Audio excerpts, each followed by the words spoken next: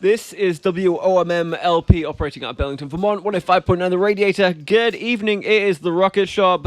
Welcome on this snowy night in the end of April. I'm your host, Tom Proctor, and with me tonight is Ruby. Hello. Hello. Hello, both of you, should I say. Hello. Ruby is a ambiguous name for a band. Yeah. So I would say AKA Katy, Hellman.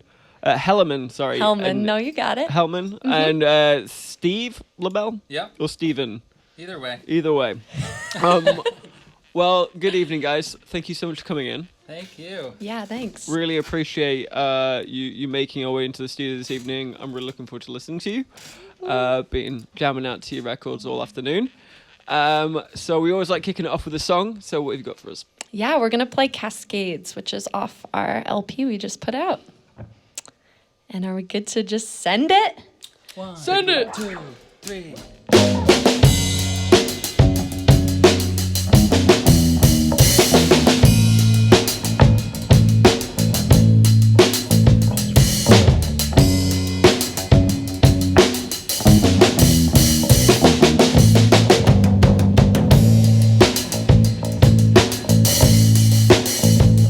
What it takes to be still enough to fall into place, to be falling freely from the high stakes, so it makes you feel alive. Shadows fall just beside us to make sense of it all, to remind us we're here and not at all. Oh, I'm not afraid to die. It is slipping outside.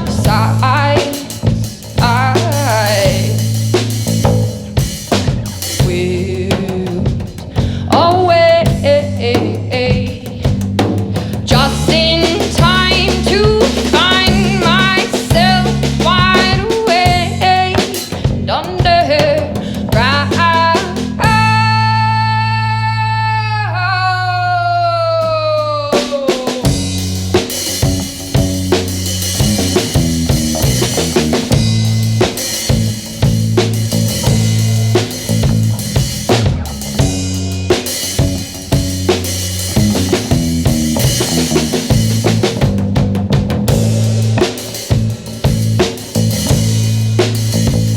Follow streams to their source, the silent spinner of dreams, sitting patient, playing with the dead leaves, decomposing in the dawn. Follow sounds situated in the cup of their crown, knowing cascading down to find fertile ground. Oh, I'm not afraid to die.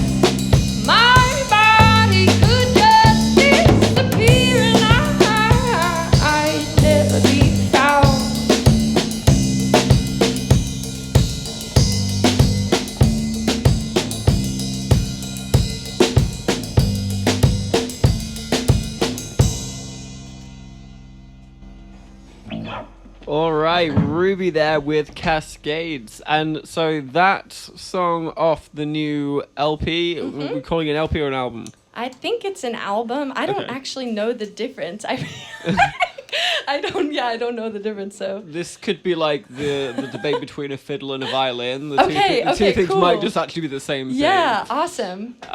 So yeah, do you want to tell me a little bit about the album? Came out early this month. Yeah, so we recorded the album in the summer of 2019 with Benny Yurko here in Burlington.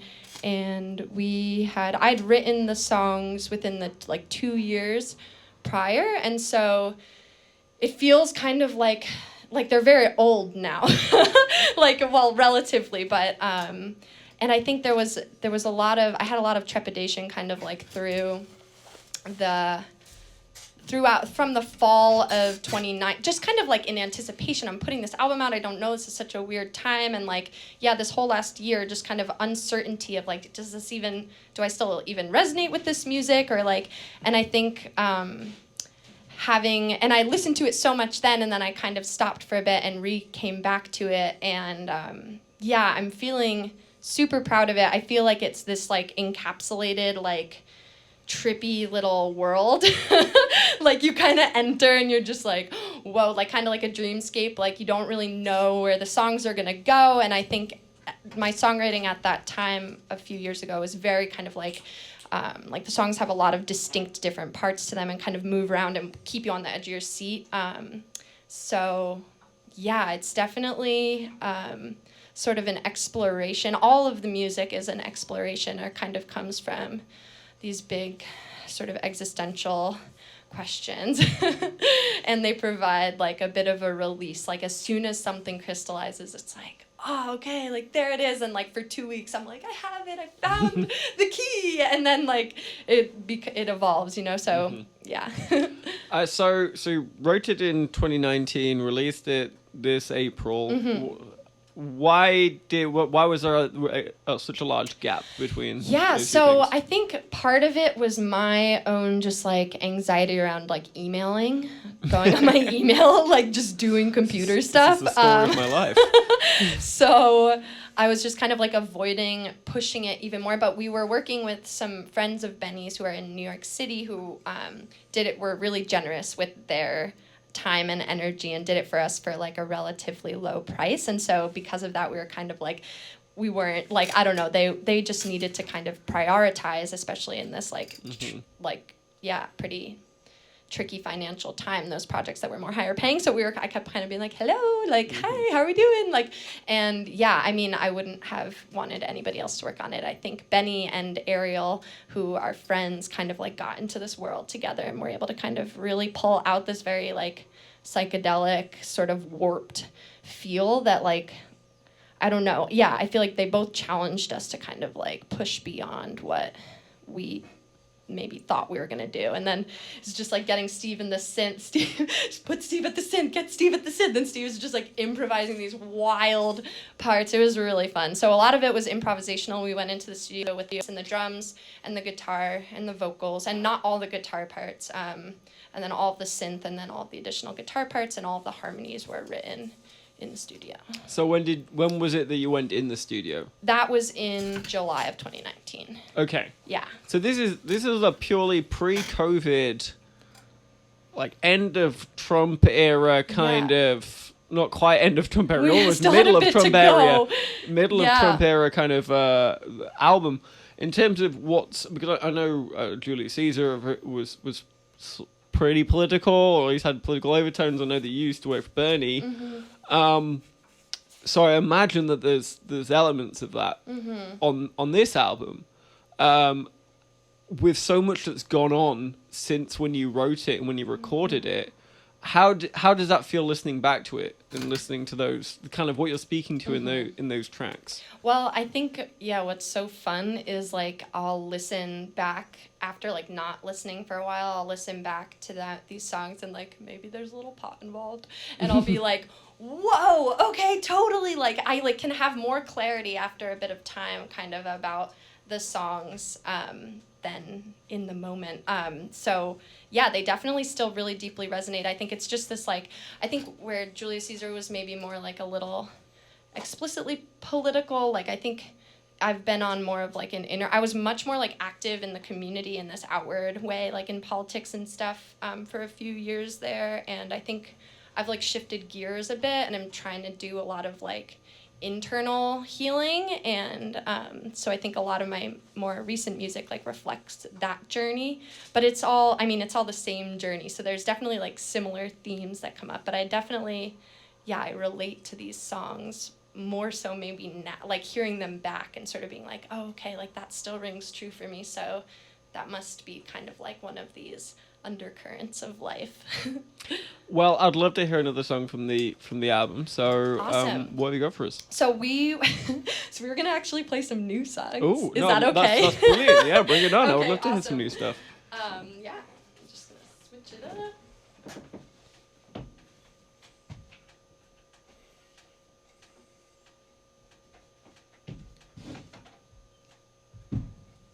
I love that the first song was literally bass, vocals, and drums. By the way, We normally have a band. Yeah. This is pretty stripped down. This is like unplugged style kind of. But we are looking for a new band. is this the advertisement now? Are Yeah. we putting that into the universe? Yeah, if anyone can picture like filling in some gaps, maybe they could jump in next time. Please send an MP3 to the Big We're Heavy making World music. email. No, yeah, really, we actually really are.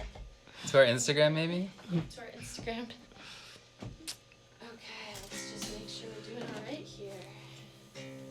Is it okay to say something now? No, yeah, go ahead. Okay. Yeah, over this last year, so we are in the process of writing a new album, and over this last year, I've been playing a lot more guitar and doing all my writing on the guitar. And so, yeah, it's been really fun to kind of transition, but it's a different feel for sure. So yeah, these are, this is called Embers.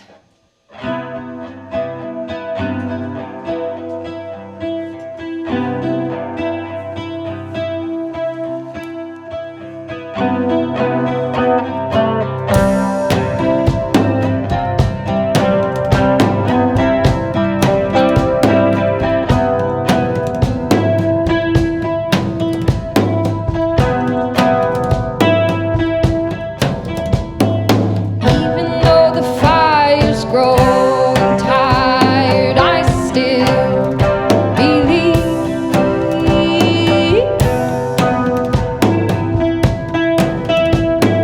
Are we gonna stay up late enough for starlight to breathe?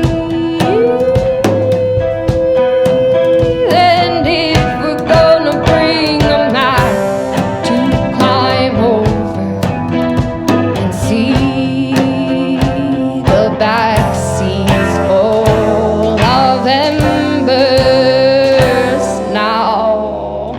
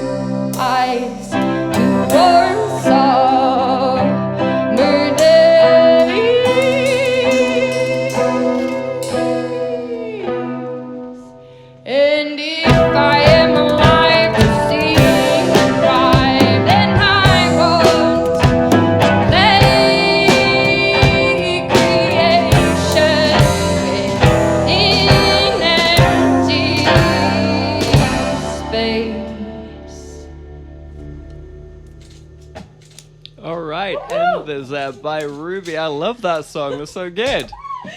We nailed it. We've only we've only been practicing for like a month and a half now or so. So that's good. We did it. Yeah, that was really awesome. Was that the first time you played this for an audience? Yeah. That's fantastic. Well, we'd love a Big Heavy World exclusive. So Yeah, we're that claiming totally one. was. This is ours now. We've copyrighted it. You can make an NFT of it if you want. Yeah, we will. We'll be sticking this on the Nice. blockchain Nice. directly after this show. Nice. So tell me a little bit about this new album. This is exciting. You've just got one out. You're like, sod it. Let's get. We're ready. So second one out, 2021. been writing a lot this last year. Like, there's like 20 songs. So it's in the process now of being like, what do we do? I mean, I feel so grateful that this time, the spaciousness that COVID afforded me, was a lot of creative time. So that was really good. A lot of weird time, which leads to a lot of creative time. So just a lot of the songs are written on the classical guitar, and I think it's gonna have sort of a brighter feel in some ways, the next album, and there's still like a lot of punchy stuff that happens. There's a few songs that are written on the bass, I was really inspired by Aldous Harding. This last year, Steve and I have been like binge listening to her latest album, Designer. That was really good. And Andy Schaaf we've been listening to a lot. So I'm picturing kind of sort of like those two, like they both have a very like precise, all the instrumentation super precise, right. And less like soupy, kind of like the first album. So I think there'll be kind of more of a precision there, but then kind of like brighter with the acoustic guitar kind of being the primary, the instrument kind of at the center of it. I wouldn't call Andy Schaaf particularly bright. No. I guess more so with them, it's their like precision of their parts, Right, like the okay. instrumental parts, but then kind of more like Fleet Foxes and Right. the Shins is sort of where I'm hoping to go with the more bright stuff. Yeah. I don't know if anyone's ever mentioned this, probably get very much Nico vibes off Oh, cool. off your style. But you go all over the map with these songs. I mean, how do you go about creating a song that sounds like 5 different songs in one? I mean, how does that happen? I think a lot of it has to do with when we start putting together different parts, because I think, I guess something that will carry over is that, these songs, we have another one we're going to share at the end that has kind of more of a consistency to it, unlike the other ones. But when we start writing the rhythm, which usually it depends. We were spending a lot of time with just guitars this last year, so we wrote a bunch of parts with just the guitars, and that was really cool. But I think Steve and my creative voices are very distinct from one another's, and so there ends up being kind of like this tension that I think is really fun to play with. So, do you two just come up with 2 different songs and then try and make an amalgamation of the two? Yeah. Usually I will write them and then bring them, and then we'll like workshop it. But Steve's been writing recently too, so we're gonna do some experimentation with some of those songs and see where it goes. I don't know. We're gonna figure it out, because I feel like, depending on how much creative control he wants over the songs he's writing and sort of how, So we'll see how that'll get woven in. So, having done or at least released your last album fairly recently, or at least very fresh for you, because you're just putting it out now and getting all that feedback, and then immediately going back into the studio, what is it that you're taking from the last album you've made that you may be bringing into that next album? What exactly are you like? What lessons have you learned from that first album that you're going to change for this upcoming one? Yeah. Do you want to say anything? I've been Like every time we've recorded, it's been so different. I feel like we've learned each time, but what do you think about that? Yeah, we kind of we just were being so random last Like we've never recorded with the same people twice. Like it's always different people. Yeah. It's always different. So I think it'll be a whole new experience. And I think I really want to have, like, in terms of the precision of the parts, like, I really want to have everything kind of crafted out. I mean, who knows? Maybe we'll just do the same thing again because some cool stuff emerges. We're just learning how to communicate like what we want probably too, right? Yeah, totally. Because production is it's hard to communicate about what you want things to sound like. Yeah, like speaking that language. I have like a friend who, I've been talking to a few friends about trying to figure out who to work with or what to do, but I think I really want to maybe have someone there who can serve as kind of like a translator, like who I really trust and who is a close friend, who I can kind of be like, this is what I'm so I mean, it's like when I'm trying to communicate with my mouth to Steve, like a rhythm that I have in my head, I'm just like, boom, cha, doo, and he's like, I have no idea what you're talking about. So, we kind of are learning the vocabulary of being able to like be more clear. I mean, with what was so cool about this last album is like Benny definitely like brought his creative voice in and played a producing role, which I think brought it to this next level, which was really cool. I think for this next one, I want to learn how to advocate, like be more clear and specific about what I want. I didn't really know what I wanted last time, so it worked out really well. We were just kind of like, here are these songs, let's make something happen, and that was super fun because he's just like a really wacky, fun person who's like such a hype person. Like I feel like we're both just like, yeah, like he was just getting me so fired up. So that worked really well. So yeah, I'm not really sure. I think it's been really odd having the album out at this time. So we moved to Philadelphia in the fall of 2019 to start trying to like so we recorded this that summer. We moved to Philly, and we were like really fired up about starting this band. So we found bandmates there. It was a friend who used to live in Burlington and another person there, like after auditioning some people, and like we got a group of 4 together, and like really strong harmonies. Like they're both really talented instrumentalists, and that was going so well. And we played our first show in December, and I bought a freaking van, and I was just like, we're ready to go, ready to take it on, because Philly's so like central. You can that's why we moved there. And so then when COVID happened in May of that year of 2020, I was like, I gotta go back to Vermont. I need to like sprawl around in the grass. And then, I'm feeling very happy to be back here and gonna stay here. So, but having, it's just been an odd process of like, this band keeps feeling like, here's this band. And then it's like, here's our band. And I don't know, we can't like, we haven't like lifted off yet in the way, like started building momentum. And with the album, it feels very, like, out in the void. Like, we haven't really... I've had friends reach out and stuff, but it's been pretty odd to not have, like, a celebration around it and, like, get that kind of, like, feedback. Like, my mom, like... I was like, what do you think? Like, give me something. And she was like, it's really weird. And, like... so that was fun. Like, getting to hear from family and friends has been awesome. And, like, hear what tracks people are into. But we're lacking that, like... experience of touring with the album and getting to like really interact with people about it. But at this point, like I'm having a lot of fun playing my new songs, and so like if we were to tour right now, we'd maybe play like 3 or 4 songs from the album and then like a lot of the new stuff. So right. And I'm just wondering, in terms of the music industry, it must have felt for a lot of people that everything's been on pause for 14 months now, and we've heard some horror stories of some people who were like, just about to go on nationwide tours, and then, it all got scrapped overnight. And so, in terms of like reintroducing yourself back into the wider world and having these songs, getting the immediate feedback from like a crowd from songs and whatnot, how do you feel like the music industry, bands like yourselves, are going to deal with this? Because I've got some thoughts about the music industry. Yeah, I'm just my God.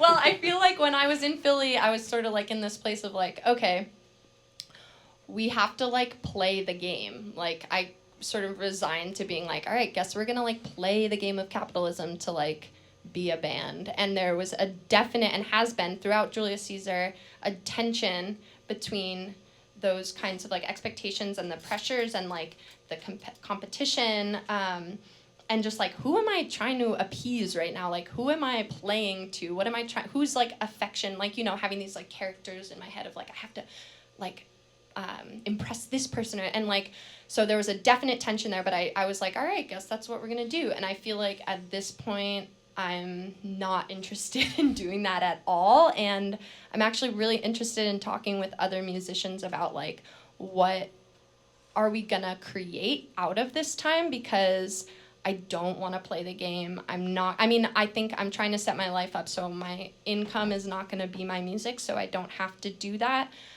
because it feels really compromising. And I think that if the success of the band is based upon how many people you can bring to a show who will buy enough alcohol to make it worth the time of the venue to have you there, I'm just like, what the hell is this? So I'm really interested in playing. We played a few like dry shows with Julius Caesar, and that was really cool. I think the DIY scene's gonna like start to fill in this gap where the smaller venues have closed down, and I think there's a real opportunity to like not just be to be a part of like the fabric of the movement, you know, in a more like honest way, and I really am anticipating like a creative explosion, and I want to like be in the mix, you know, like I wanted to be in there, like, so yeah, I'm really curious about like what other people are thinking about this right now, because I think like I want to just like we don't have to play the game, like to everybody, like if we all decide to not play the game, we don't have to play the game doesn't exist, so we can create a new game to play all together. So that's my hope, and I mean it's probably going to be like a lifetime worth of creating a new path, but I think this time has like fortified my vision in that way, and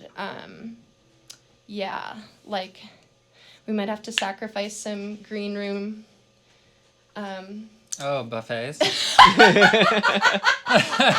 all that platters. All that cube Platters. Cheese that you're gonna have to give up on. Sacrifice Yeah. some platters. The platters Those 2 can be free really beer good. tokens, all of them are just out the window now. Yeah. Yeah. But yeah, I feel you on the creative energy. I think it's bubbling. It's about to explode, especially this summer. And I feel that if you've got a vision, people will follow you. So I'm hoping people like yourselves with a vision, if you go out and tell people and live it, then you could probably create a movement. Yeah. At least in Burlington. Yeah, I'm excited. I'm gonna be moving out to Elmore, which is near Hardwick, but Steve's gonna be here, and we're hoping to find. We need 2 more bandmates, so we're like at the beginning of a search for that. So, yeah. But then once we kind of get our stuff all tight, I mean, if it's just us by August, I want to be playing shows, so we'll just keep doing it, right, buddy? I'll take that as a yes. Yeah. Well, we'd love to hear another song. Okay, cool. Off the album you just released, or the one that's gonna be coming out at some point in the near future. So what you got for us? Okay. Well, let's think. Let's do one off the album, and then we're gonna maybe do 2. Yeah, Is that okay? that's cool with me. I don't know I'm like feeling self-conscious about asking for 2, but we'll be speedy quick. If we run out of time, that's okay too. Also, this battery might die, but all right. So we're gonna play one off the. We'll play one off the album. It's called The Tension.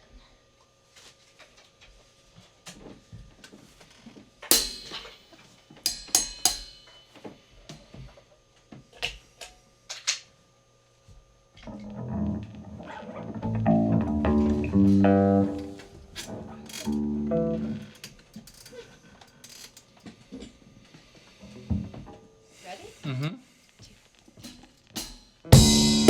2.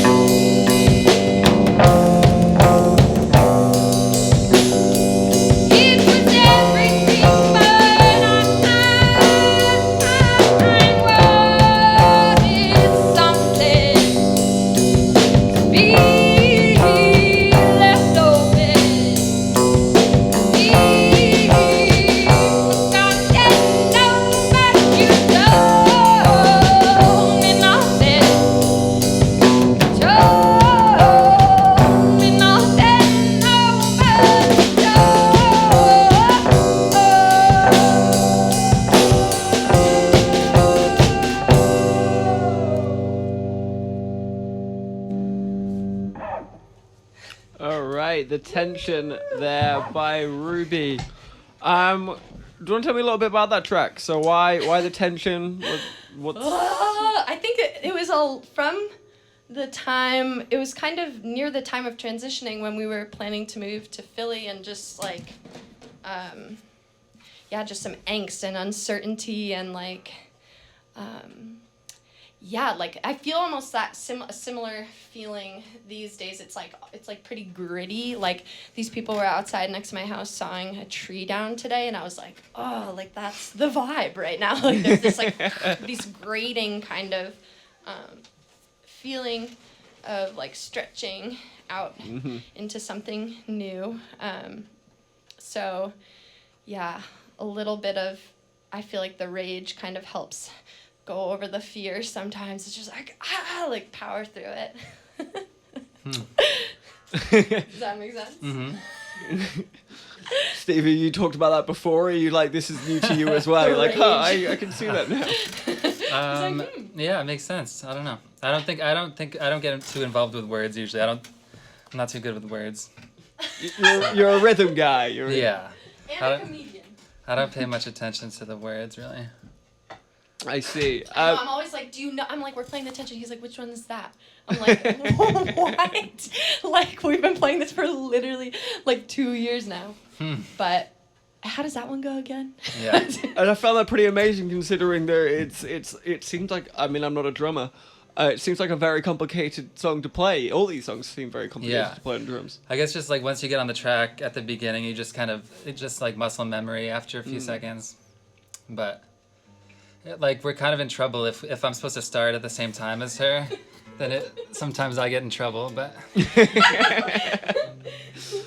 because then you have to know like ahead of time what you're doing. I think this is what set lists are for. Right. On the floor. But it doesn't matter because the name of the song. I know. Right, I need a set list that's just like little audio clips of like what the song sounds like. Just write dum dum. Right. Don't. That's some like sheet music.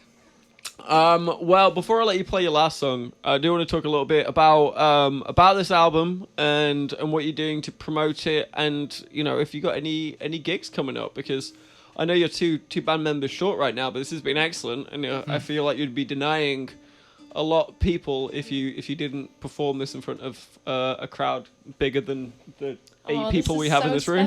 We did a porch show last summer. Yeah, we did. That was awesome. Yeah, I don't really know.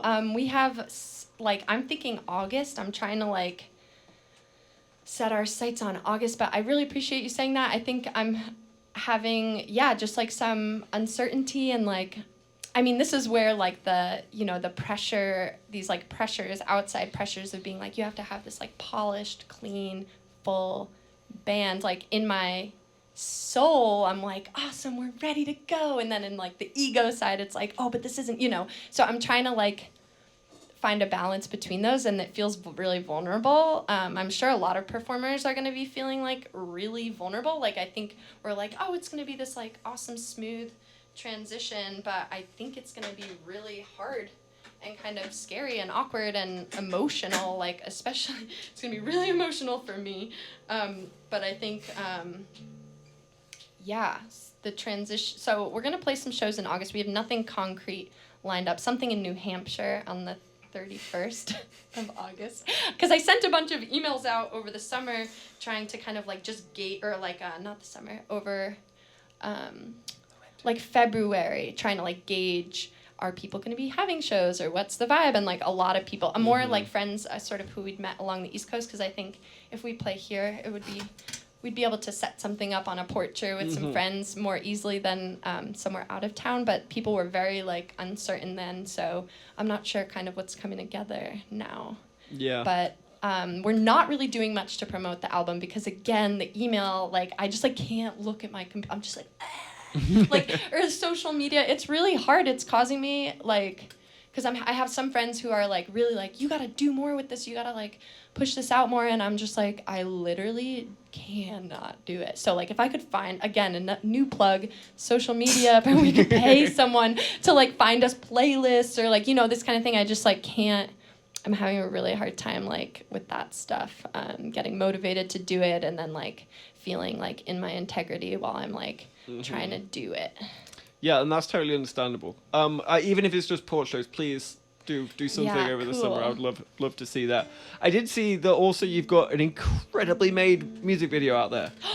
Please, tell me a little bit about that, because it is beautiful. Oh, yay! Where was that filmed? So that was it was in 4 different spots. It was at Colchester Pond, and then Honey Hollow, and then these woods up behind the Sisters of Mercy Church. Oh, that's actually just where I live. Oh, perfect. Yeah, it's so awesome in there, those pine trees.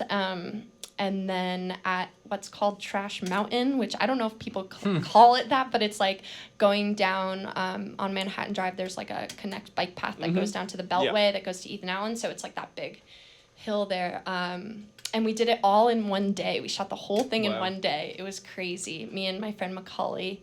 And it was so much fun. Yeah. What camera is they using? I have no idea. The quality. Incredibly high quality. Yeah, I was really excited and impressed there. He's actually my partner's roommate, so it just like ended up working out so great because we were like kind of in each other's like pod already, and we were just like scheming and so we had so much fun. I think so the summer before, I shot a music video with my friend for that song that we like ended up not having enough footage for, and it like didn't really look that good. And so I had already kind of like tried one iteration of it. So this was it was awesome to come back to it and get to sort of build on, have a more clear vision. It sort of is like this, the way that it evolves. So we shot them chronologically too. So like the first scene shot in the morning, and then Honey Hollows in like the early afternoon, then the woods or the mid-afternoon, and then the Trash Mountain is like at dusk. And so there was like an intentionality too of like, it's this whole day, and it sort of like spans these very different feeling like chapters, scenes and like vibes that sort of, I think, are highlighting kind of the whole song is about this like just like changing form on the like material level, but these like sort of truths that are the undercurrents kind of everything, like the mystery that's kind of like below it all. And Marrow, like bones being like one of the more like things that last the longest, but they also like deteriorate, so this idea of like changing form on the surface while there's sort of this like the song kind of like holds down in the background. That was sort of the thinking there. It's an absolutely gorgeous video, great song as well, title track of the album. So I would urge anyone listening to go to YouTube and put in Ruby Marrow. It's a fantastic. Yeah, and fantastic Macaulay's video. an incredible videographer, and I think he's just getting into music video work. So if anybody's like looking for music video work, like he's really incredible and super. We had just had so much fun. I don't drink coffee usually, and I save it for the days that we're recording and the music video day. So I'm just like, all right, today. And we shot it in October. So that water scene is like literally so cold, and I was like, we gotta do it again. I was wondering that you go into there's a moment, for those that haven't seen the video. There was a moment where Katy goes into a waterfall, or the end of a waterfall, in a blue dress, and I was wondering, is this shot in August or is this not shot in August? Because if it's not shot in August, that is going to be hella cold. There's like dead leaves floating around. I was like getting really fired up about that. It felt very like ceremonial and Steve was there. Steve was with us, but just like taking a hike around. And me and Macaulay were like, we gotta do it again. I'm like chugging coffee. I'm like so pumped up. Well, worth it definitely for the video. But yeah, I would obviously you've got all the work there. I'd love to see this the album and then the music video kind of making the way into the wider I think world. it's gonna find people, I really think like through our performance, and that's why again it's like, yeah, gotta put ourselves out there in that way once that becomes possible, even if it is just the two of us. But I think that's how we're gonna build. I'm like, we're not gonna just like we're not gonna go viral. I don't think we're gonna just like catch a Spotify algorithm, and like it's just not gonna happen that way. Like, and that's okay. Yeah. And I have to remind myself that over and over and over again. Well, I will say that there's an artist that came on this show about 2 months ago that Busta Rhymes noticed, and she's now recording a Busta Rhymes. So maybe you'll get the same. We're gonna go the viral. same treatment. So you've been talking about going viral since day one. So. Yeah. Just need to get you on TikTok. I know. We got it. My friend literally, I was like, I posted on Instagram, I was like, how do we find playlists? And my friend was like, you gotta get on TikTok and Reddit. You know about Reddit. Yeah. But I don't want to do that. Reddit's but a I heard cesspool, man. TikTok's fun. You've gotta like pay an influencer like $1,000 for them to do a TikTok to your song, right? Right. Oh. Right. And then everyone starts using that song. But you need to just take like 10 seconds or 15 seconds of a song, and then that bit gets viral. So if anyone's, we're making lots of plugs tonight for support, for just like new, I don't know, it's just like everyone's crawling out of these holes right now, and I'm kind of like, hello, like who's out there? You know, I don't even know who's in Burlington anymore, new musicians who might be living here and all that, so it's going to be fun to get to see what's going on. Yeah, maybe we can grab a few and we can all go viral together. Yeah. Well, it's been an absolute pleasure having you on. Thank you so much for coming in and playing your beautiful music. Before I let you play your last song, where can people find you before you go viral so they can be cool and start listening to you? Yeah.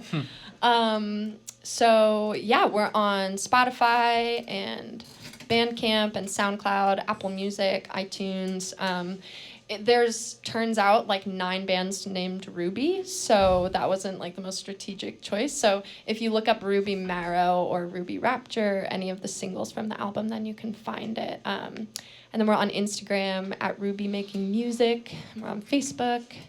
That's the extent of our social media prowess, but yeah. Love it. Well, what song have you got to play us out with? This song's called My Name, and it's it's a new one. I think I start, right? Yeah. Hey, you start. I'll join in at some point. We got it.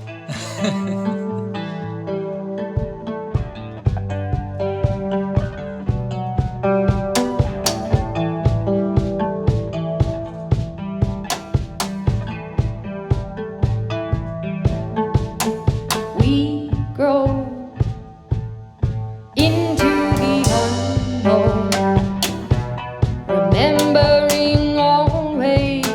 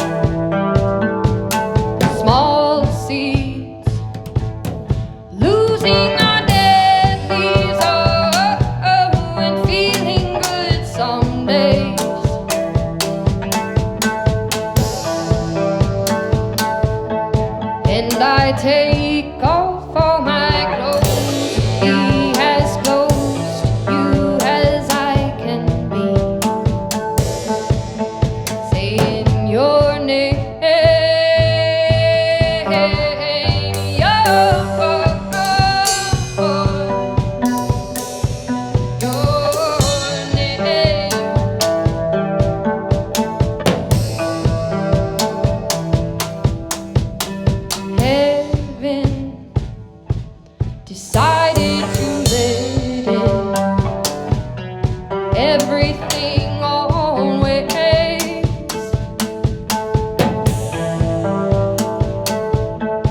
And I tell all of my friends of you, but they can't hear the way you say my name.